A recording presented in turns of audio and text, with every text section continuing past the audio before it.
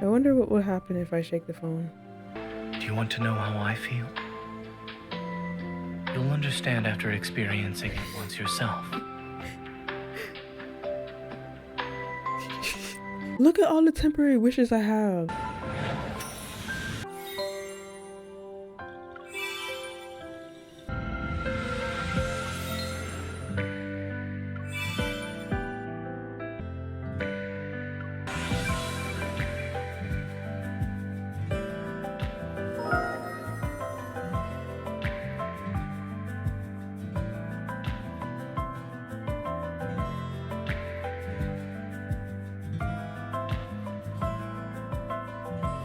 That is the biggest slap in the face that I've ever seen.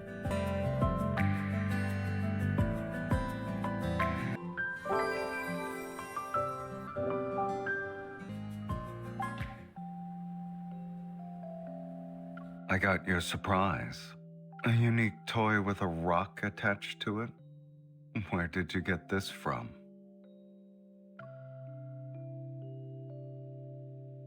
Do you really think you can use string to bind me? All right then. What will you do after I'm bound?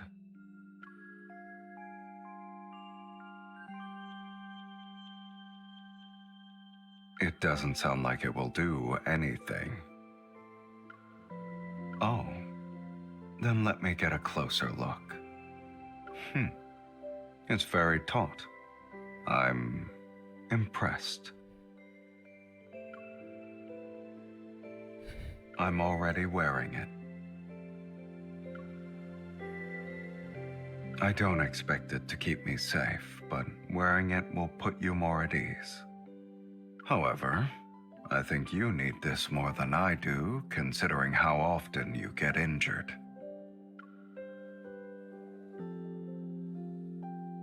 Is that why you gave me a cat's eye? You wanted to watch me as if it were a real cat. Why don't you teach me what it means to be romantic then?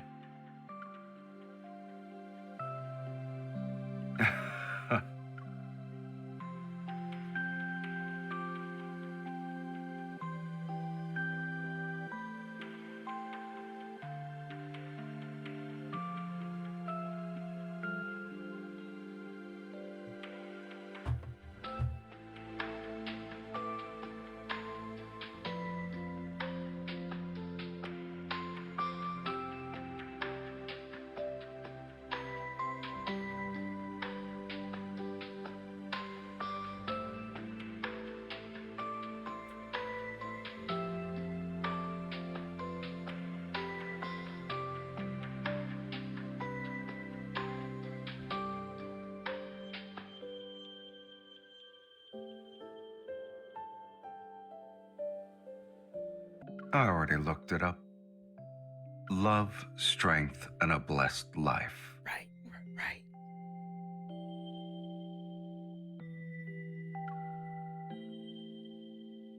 I don't need more strength, and I get more curses than blessings.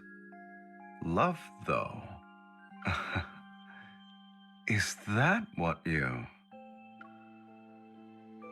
Which means it's a yes.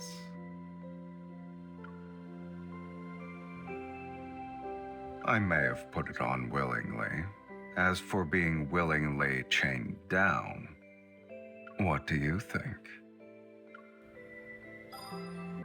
I got these earrings. Okay, so we're about to do Raphael's birthday stuff. I got these earrings. Completely unrelated to Raphael. I just remember that I had them. It's a fishy in a fishbowl. Isn't that cute?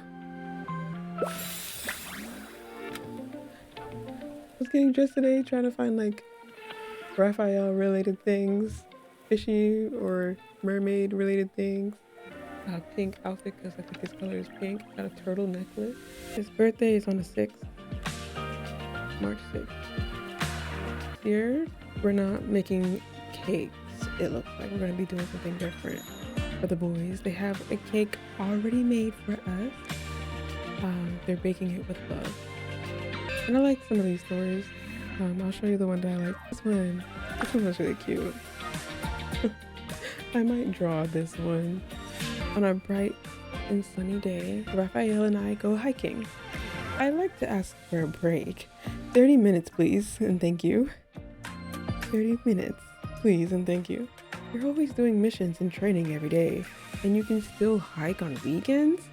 Jeez, your stamina is too good. Exercise keeps you young. Trust me, we'll reach the top in 30 minutes max. You said the exact same thing half an hour ago, and when we left, you called this a beginner-friendly trial. Or is it trail? You call this a beginner-friendly trail. Clear skies and a smooth path. What's not friendly about that? 40 minutes later, we finally reached a sea of blossoms at the summit. Oh, that's pretty. I picked some flowers and weave a flower crown for Raphael.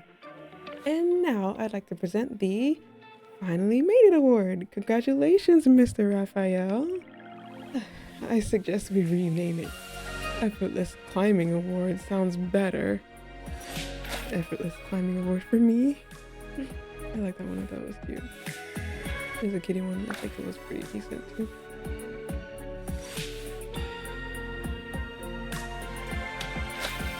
And I have a couple other ones that I'd like to get through. I haven't started making it yet.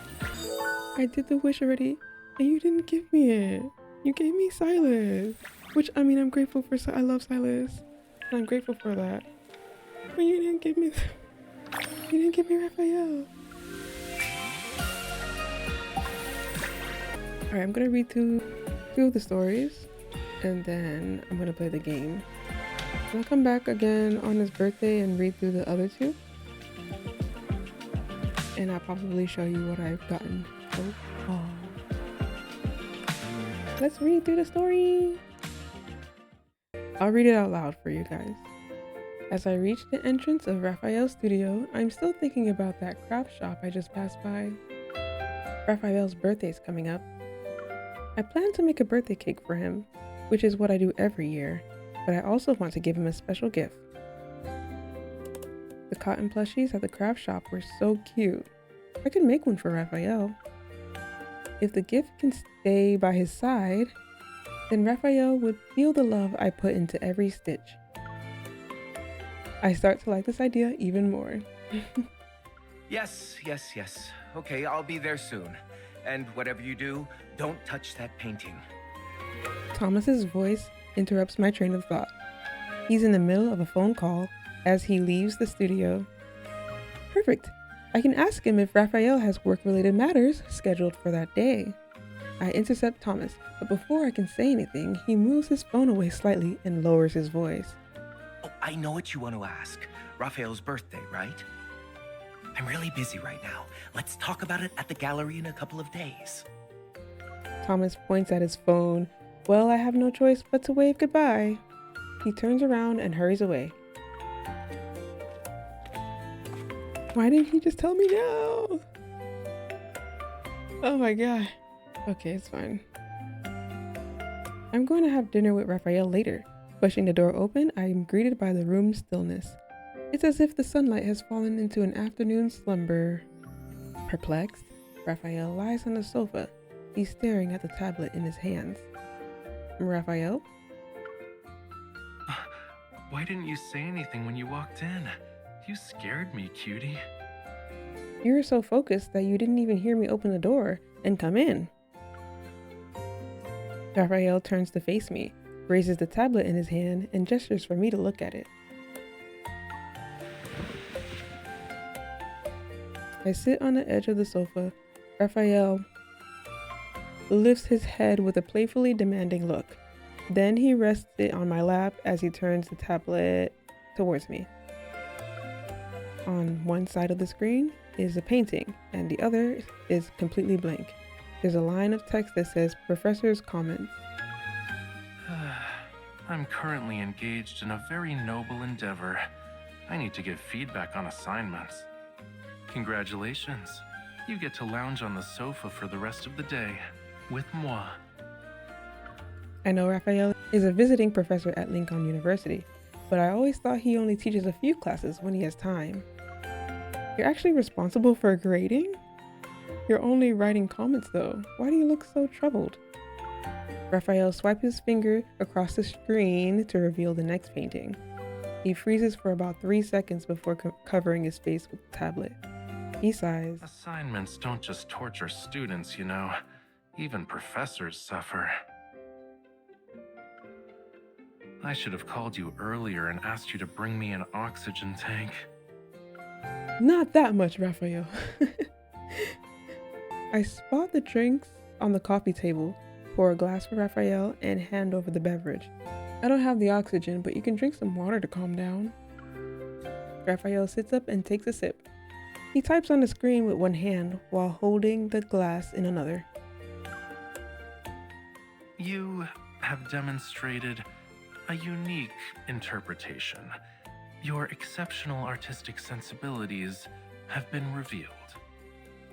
Otherwise, you could never have created a work so thoroughly detached from the history of art that spans 10,000 years. Rafayel nods with satisfaction.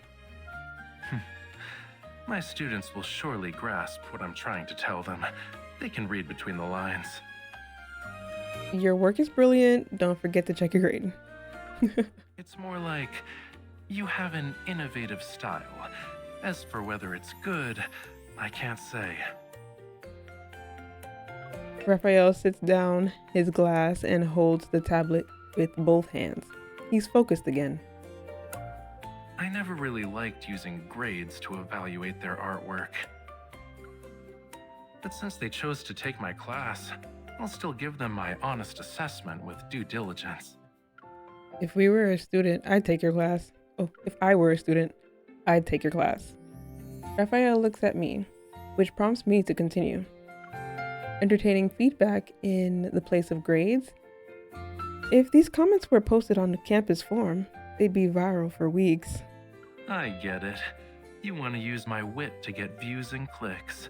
Shouldn't I be collecting royalties for my creative content? You should be thanking me for giving your course free publicity. And now the turns have tabled. Rafayel playfully lunges forward and we start messing around. A vibrating phone interrupts our playful tussle. I take my phone out of my pocket and unlock it. To my surprise, it's an email. It's from Lincoln University. I open the email and discover it's an invitation. It says Lincoln University is preparing for a week-long open house.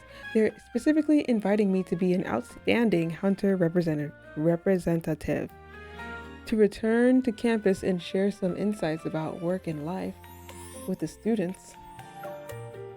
When is it? Next Monday. What a shame. I have an event that day, so I won't be able to witness the outstanding hunter in action. I calculate the timing. Rafayel's birthday is after the presentation, which means I need to start planning his celebratory surprise.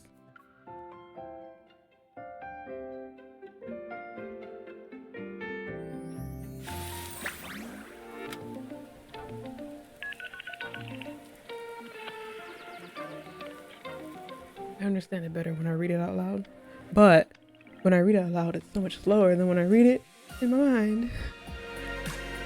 I guess that's how it's supposed to be.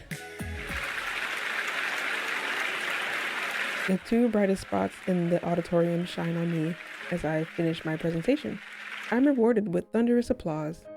While I step away from the podium, I'm surrounded by a dispersing crowd. My arms are filled with bouquets. Thank you. I'll take every flower home with me. Let me help you carry some of them. Annalie. MC, thank you. You're welcome.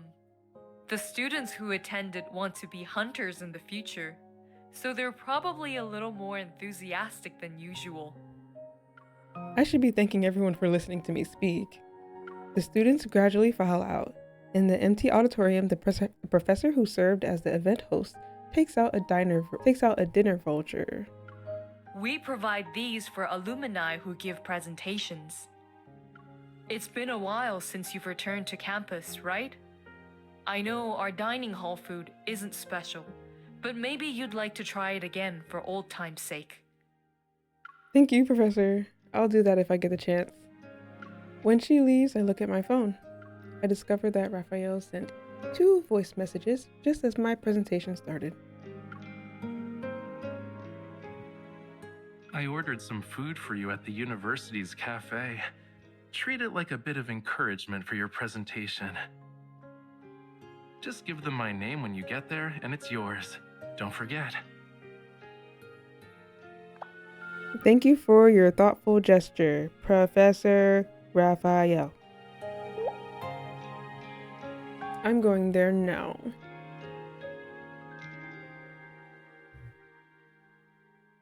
The food is a pleasant surprise. A small but thoughtful gesture is what I need to shake off my fatigue. The university's cafe.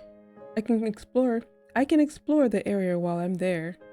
A few days ago, I went over Raphael's schedule in detail with Thomas. Oh, they did manage to do that. Okay. Finding out he has classes on that day, I decided to celebrate his birthday at Lincoln University. I want to prepare a celebration that's unlike any we've had before. Aww. But first, I need to learn about Professor Raphael's daily life at the university. MC is so sweet. So cute. The aroma of coffee fills the room as various cupcakes are displayed in the bright, transparent counter. Waiting for the staff to pack up the food Raphael ordered for me, I stand near the cashier. Isn't Mr. Raphael's birthday this month? Our cafe has a birthday gift prepared for our VIP members. Please remind him to pick it up this month. I thought Raphael rarely comes to campus. Maybe he really likes the coffee here? By the time I get back, Raphael should be done with work. I'll bring him his favorite drink. After taking the paper bag from the staff, I don't immediately leave. What does he usually order when you come here? Mr. Raphael doesn't get much for himself. He's usually here with his students. They're so energetic, and each one is more lively than the next. I can't forget them even if I tried. One time, though, I think it was a few years ago. On Mr. Raphael's birthday, he didn't pick up the gift we prepared for him. She points to a small round table in the corner. He bought himself a slice of cake, ate it, and then left. If he likes that, then we can prepare it for him this year. My gaze lingers on the table as I visualize Raphael's back. He's sitting alone. This cafe has always been lively. Before I graduated, I loved visiting it with friends. Maybe I crossed paths with Raphael at some point. We could have ordered the same cake, and he was sitting right behind me. He'd occasionally overhear conversations between me, my friends, and me. If I turned around, I would have probably been curious about the professor who was sitting alone by the window. I had so many chances to meet him earlier. I had all these opportunities for chance encounters, and I missed every single one. An indescribable regret wells up from the depths of my heart. Why are you regretting that? I think everything is done in a timely manner. Whatever will be, will be. MC Annalie. My phone interrupts my thoughts. I look and see that the very person I'm thinking about is calling me.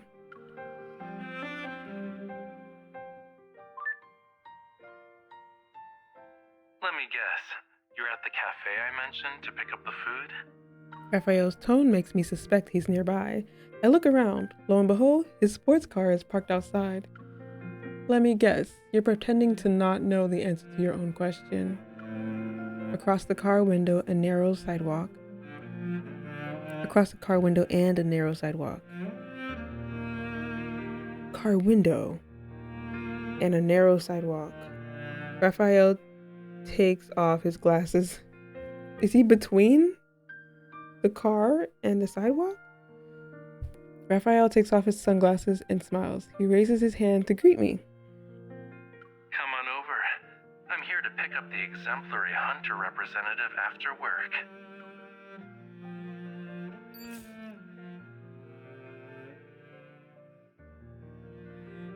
Fine cake again, Professor Raphael? I couldn't get into your class this year, so I'll have to miss out. No, I'm waiting for someone. Don't tell me you enrolled in my class only because of the free desserts. Of course not. It's for your profound knowledge and... Shush you. Stop right there and don't say another word. Capiche? In the short time since I left the cafe, several students have already gathered around Raphael. When Raphael sees me, he repositions his sunglasses on the bridge of his nose and opens the passenger door. The person I've been waiting for is here. I walk to the car and the students seem to realize something as they collectively step aside. Oh. Hello, Mrs. Oh, hi. Before I can even process what's happening, I just respond. Just as I'm about to explain, Raphael interrupts me. Hurry off to class now, kiddos. We've got an alone time quota to meet. Raphael walks to the other side of the car, but I stop the students before he can leave. There's something I might need your help with. Can one of you give me your contact information? After quickly adding one of the students, I get into the car and act as if that didn't happen. What were you guys talking about? Nothing. They just said hello to me. Come on, let's go. You couldn't come up with...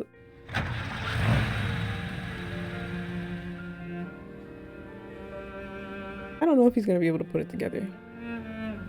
I mean, his birthday's coming up, so why would it not have to do with his birthday? But whatever. Not an idiot. Outside, a distinctive campus scenery flashes by. I thought you weren't going to be here today. My event ended early, so I thought I'd pick you up. Is there anywhere you'd like to go tonight? I'm still not done with my exploration of the campus. Maybe I should just have him tag along with me. The university gave me a diner voucher. Let's check out the campus dining hall.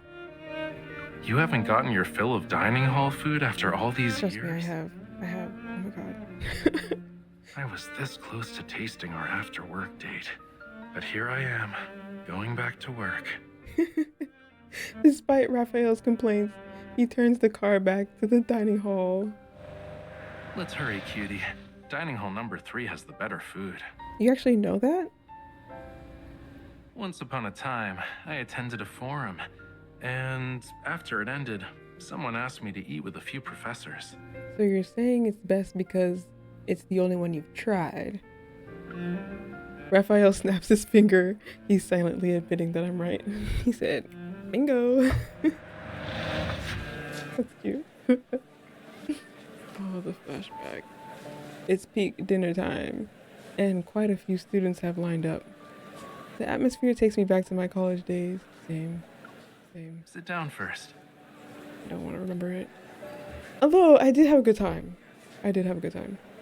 Raphael guides me to an empty seat by the window, gently places his hand on my shoulders, and helps me sit. I'm gonna join the line for our food. Wait for me. I'll join you.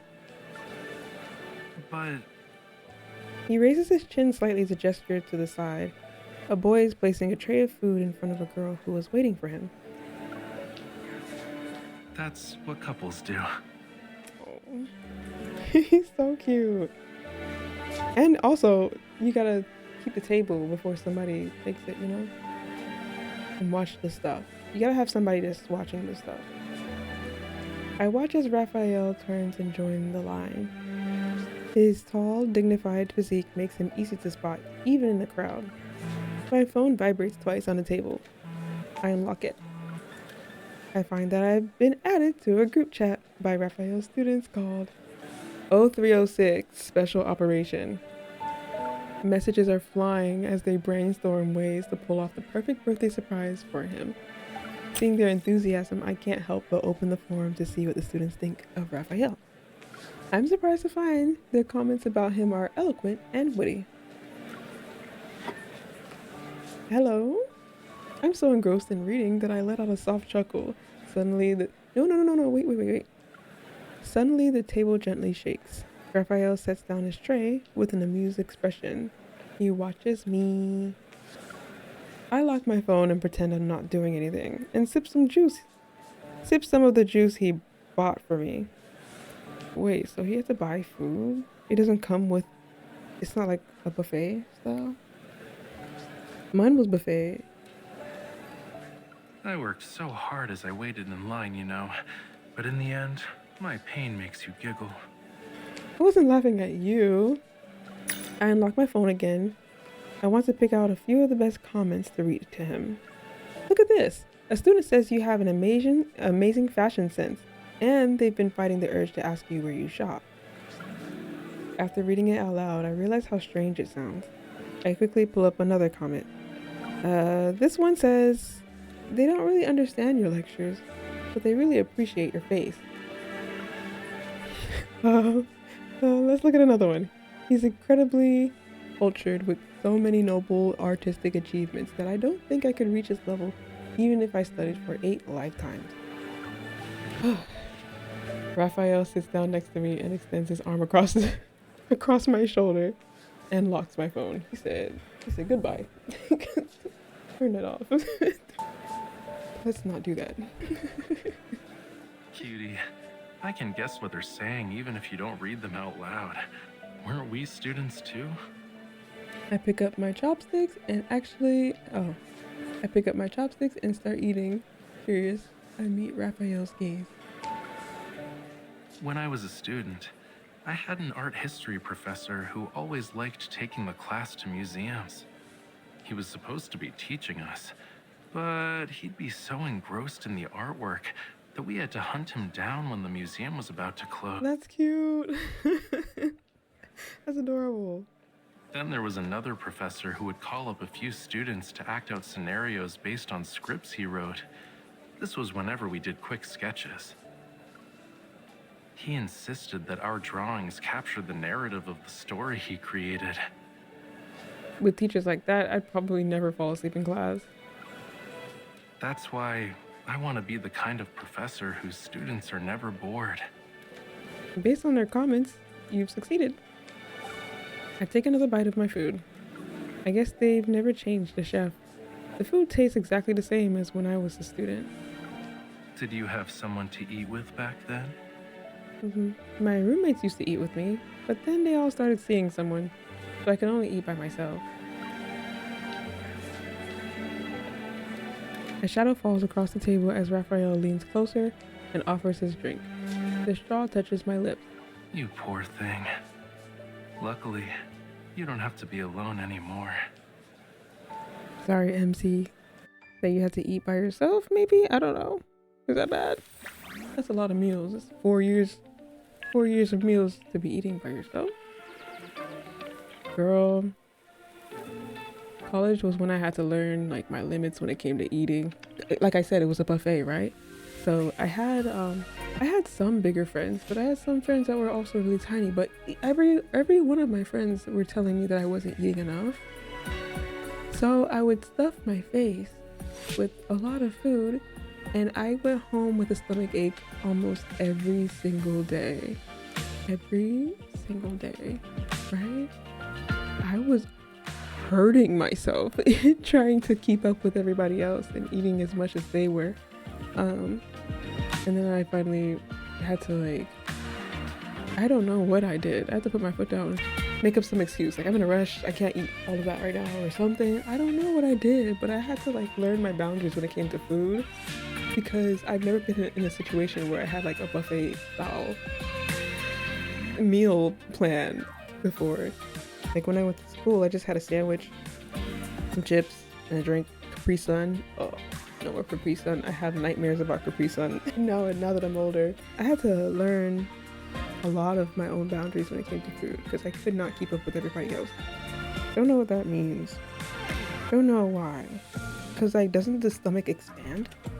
Doesn't it not expand to meet new needs? But I guess it was just too much. I don't know. I guess it doesn't. I know that it shrinks. Like if I eat 1 meal a day, I know that thing is shrink. And then when I start eating 3 meals a day, you gotta work your way up to that. not that I condone that, but like I've been in situations where I've had to do that. And it was like strictly because of time crunches. All right, when you're in college, like you have a lot of stuff to do. You're in a bunch of groups, and then you have to balance the groups and friendships and sleep and schoolwork. There's a lot of stuff to balance. Like you don't really have that much time. So I remember like the time thing also being a problem because when I was alone, I was still getting stomach aches because I was scarfing down the food. I was eating that food down fast. And that also hurt my stomach. So I had to learn a lot of things when it came to food when I was in college. And don't even get me started about when I got off the meal plan and I started making my own food and the food just went straight through my body. I was like, what is going on? When I tell you that I was about to make a mess in the middle of class, I was like, no, something's wrong. Something's wrong. It took me a really long time to realize that it was my food. I was eating the wrong stuff. And I had to monitor that as well. So there was lots of food problems, food related problems in college. I had to learn a lot of things because I wasn't with my parents. They weren't driving distance away from me. I was like too far for them to come and rescue me if something happened. So I was all on my own. I didn't have a car. I had to walk to the grocery store every day, every weekend. And that was fun. Those are good memories. And then, yeah, the whole eating alone thing. I mean, I felt like I made a lot of friends in college. And, you know, they would like say, hey, I know you, come on over and eat with us. And that always felt really welcoming. But also, like I said, I was on a time crunch. So sometimes I wasn't really happy to be invited over, but I have a soft spot for my friends, so I always did. And then sacrificed my sleep instead. Because I was not feeling no test, okay? I was not feeling a test. So I had to miss out on some sleep. Can you see my eye bags? Oh my gosh, I can tell you about like my boyfriends in college too. That would be so funny to talk about, but let's not talk about that. Oh, I can tell you one story actually about when I was like very innocent. I probably have a couple of disabilities that I don't know enough about them to like cognitive disabilities. So I'm a little bit slower, right? On like learning stuff. And I was a child, so when I think I made a friend with a guy one time and I was like, oh my gosh, you're so cool, blah blah blah, let's hang out. And he was like, yeah, let's go to your room and watch some movies. And we went to the room and we were watching something on the TV and he was like, so are we gonna do this or what? I'm like, no. And he actually like said the thing and I was like, no, I thought we were gonna watch some TV. I thought we were gonna watch anime. That's what you said. And I knew that Netflix and chill was a thing. Like I knew that Netflix and chill was a code word for something else, but he didn't say that. And I guess like he was trying to be like respectful by saying it a different way. But I was not fast enough to pick up on stuff like that. So he was like, so we're not doing this? I was like, no, I thought we were watching movies. You said we were watching movies. He was like, oh. He was like, oh my goodness, I can't believe you. You didn't make me blah, blah, blah, blah. You're not going to do this with me. And you invited me all the way up here. And I put on all this perfume and did all this thing for you. And you don't even want to have sex with me and blah, blah, blah, blah. And I was like, you said you wanted to watch movies. He got so mad. He went back to the door. And he was like, so really, like you were not having sex today? He was like, and I was like, no, no. He stormed out of the room. He was like, don't ever ask me for anything ever again. And if you want me to drive you to the store, I'm not driving you. You have to find someone else. I was like, okay. Period. I walked.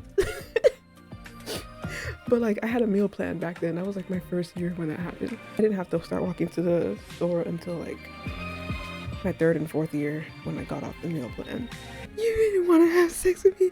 Don't ever ask me to drive my car ever again. I said, heard.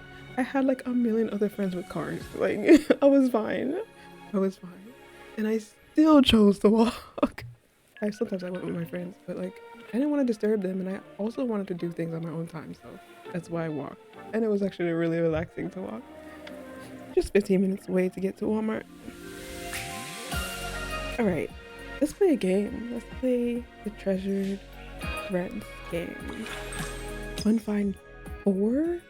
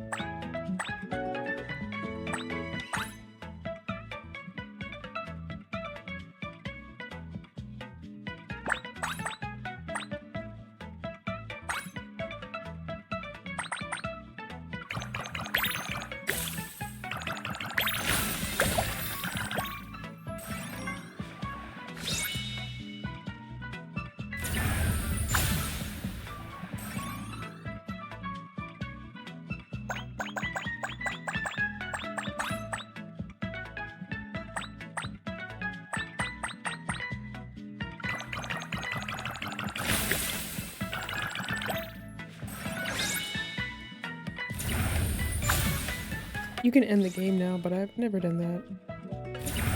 I've always wanted to keep going. Hee hee hee hee.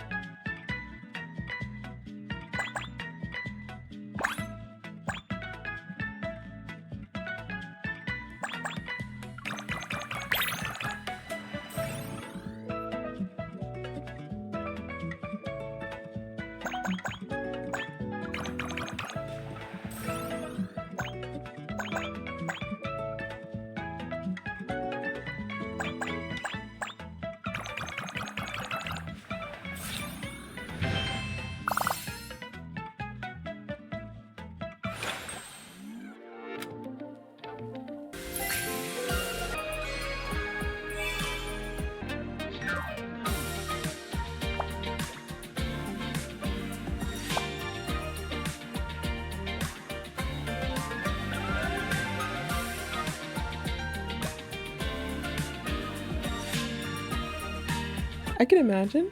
I can imagine that being very traumatizing as they dip their color, like their pink and blue, into my white paint. I would be so mad. I would be so mad. Even if I have a whole tube right there of white paint, I would be so mad because it's like, you really couldn't do this yourself. Like, you had to come and mess up mine. I've never had that experience. I'm just guessing. Okay, I got everything. This song is so nice.